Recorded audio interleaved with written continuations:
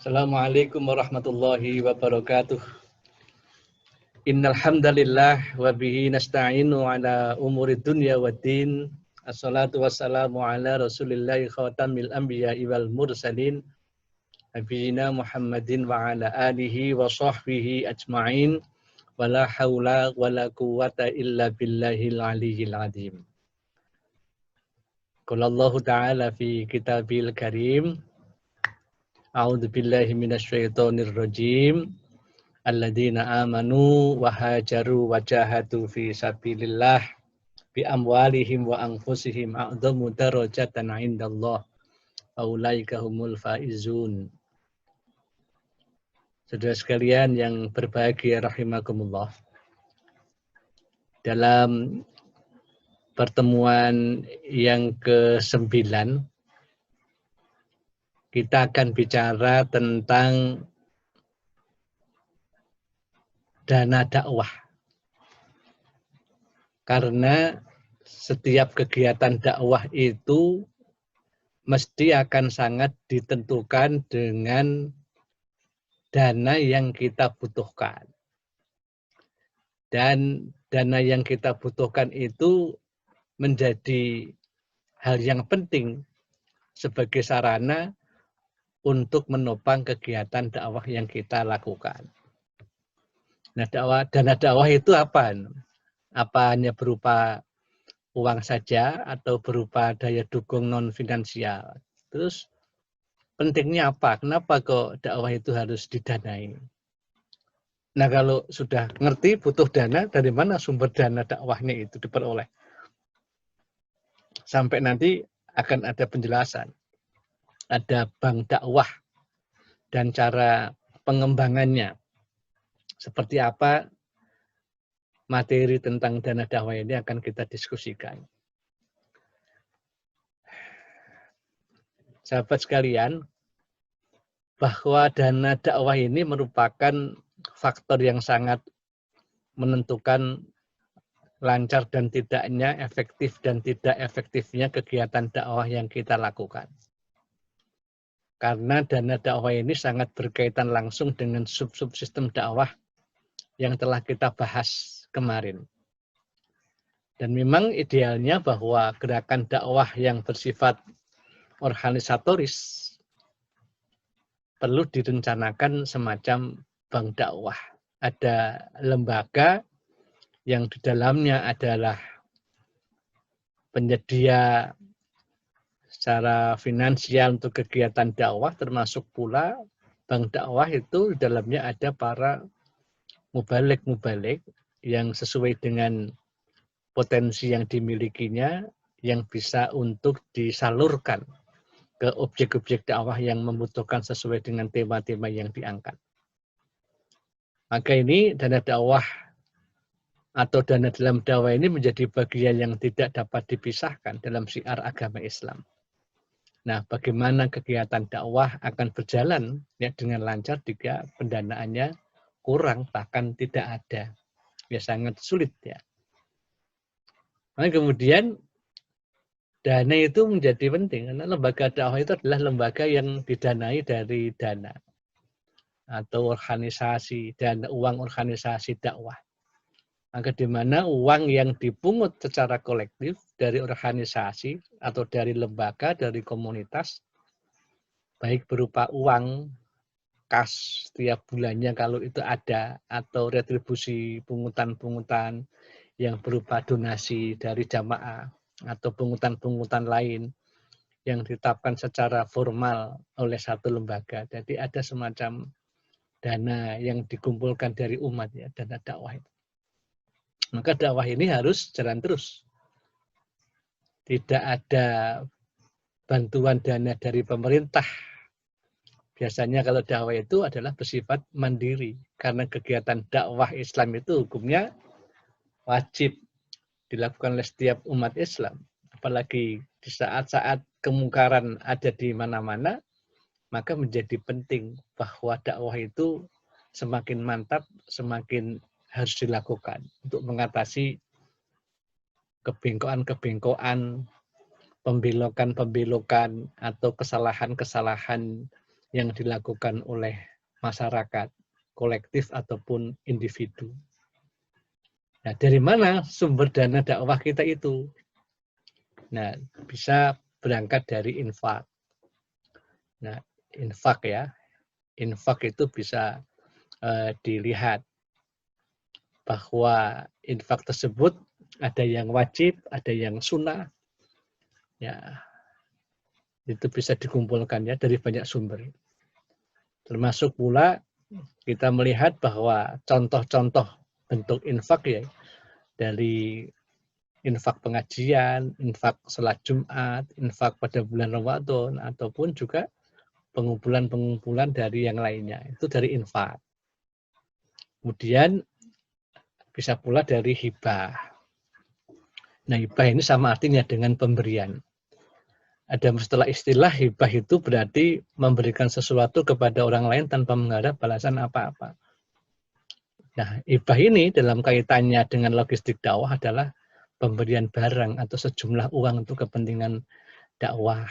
Ini hibah. Ada jamaah yang punya tanah, kemudian dia hibahkan kepada takmir masjid. Saya hibahkan tanah ini seluas 3.000 meter. Selama 5 tahun, misalkan ya. Terus selama 5 tahun itu, takmir menggunakan tanah kosong hibah yang durasi waktunya hanya 5 tahun itu untuk bercocok tanam, ditanami pohon pisang. Nah, setiap panen itu menghasilkan uang. Yang uang itu dipergunakan untuk kegiatan dakwah. Ini perlu kreativitas. Karena tidak setiap lahan-lahan kosong wakaf itu digunakan untuk membangun masjid. Bisa pula diwakafkan untuk dihibahkan dalam waktu tertentu, tapi kemudian digunakan untuk pemberdayaan ekonomi. Bisa. Ada tanah wakaf, ya, tanah hibah, dibuat kandang-kandang sapi untuk pemberdayaan peternakan, dan seterusnya. Nah, tentu ini sesuai dengan kondisi lingkungan, kondisi objek dakwah kita. Ini penting ya untuk dana dakwah berupa hibah, pemberian. Yang ketiga kemudian ada yang lainnya berupa sumbangan. Nah, sumbangan ini juga termasuk sumber logistik dakwah. Ya bisa berwujud jasa ya. Sumbangannya mau berdakwah di daerah pegunungan. Nah, maka ada orang yang punya mobil, dan saya mobilnya plus saya supiri, saya drivernya. Nah, itu berupa jasa, mengantarkan dai-dai untuk berkunjung ke pelosok-pelosok untuk berdakwah. Ada pula yang barang, karena dakwahnya akan di satu titik, waktunya 1 minggu, begitu ya. Ada program-program pelatihan, pengajian, dan seterusnya, kayak orang KKN, maka kemudian ada penyumbang, saya sumbang saja beras plus dengan lauk pauknya untuk 1 minggu. Teman-teman dai bertabligh, berdakwah di satu lingkungan, nah, itu bisa berupa barang. Ataupun pula bisa pula uang. Nah, ini bersifatnya sukarela, secara gotong royong. Bisa pula masyarakat secara gotong royong menyiapkan tempatnya, bisa membersihkan, bisa membangun panggung, dan seterusnya. Itu berupa sumbangan-sumbangan dari masyarakat luas. Ada pula berupa kerjasama. Nah, kalau bantuan yang berupa kerjasama, ini kita harus membuat proposal kerjasama satu dengan yang lainnya. Nah, itu sumber-sumber dana dakwah kita. Jadi tidak usah perlu khawatir. Dakwah itu karena dakwah itu terprogram dan terukur dan akuntabel, dapat dipertanggungjawabkan, maka dari semua program termasuk penggunaan dana dakwahnya itu hendaknya bisa amanah disampaikan laporannya kepada para donatur atau sumber-sumber dana yang memberikan kita kekuatan dakwah. Nah, sekarang bagaimana dengan isu bank dakwah dan cara pengembangannya? Ya, bank dakwah ini merupakan bank yang menyimpan semua dana yang dibutuhkan oleh satu lembaga atau perorangan yang nantinya dana ini akan digunakan untuk berdakwah. Nah, ini ada satu lembaga ya, kita memang belum banyak ya, belum banyak. Tapi isu ini bisa digulirkan. Kita membuat bank dakwah. Nah, bank dakwah itu ya ada lembaga keuangan yang memang mengelola, yang dananya itu sumbernya dari beberapa yang telah kami sampaikan di depan tadi, tetapi dikelola secara profesional dan peruntukannya hanya untuk kegiatan dakwah. Ini yang juga belum banyak diusung. Nah, maka kemudian ya cara pengembangannya seperti pengolahan dalam bentuk bank syariah. Nah, di mana bank syariah itu di dalamnya terdapat fasilitas simpan pinjam, misalkan pinjaman yang dilakukan dapat memberikan keuntungan bagi bank berupa bukan bunga ya, berupa bunga ya, tidak ada bunga, ini diharapkan. Tapi kemudian yang berupa santunan. Dan cara pengembangannya, ya cara pengembangan bank syariah yang dalam konteks ini tentu kita menghindarkan dari yang sifatnya subhat, melakukan.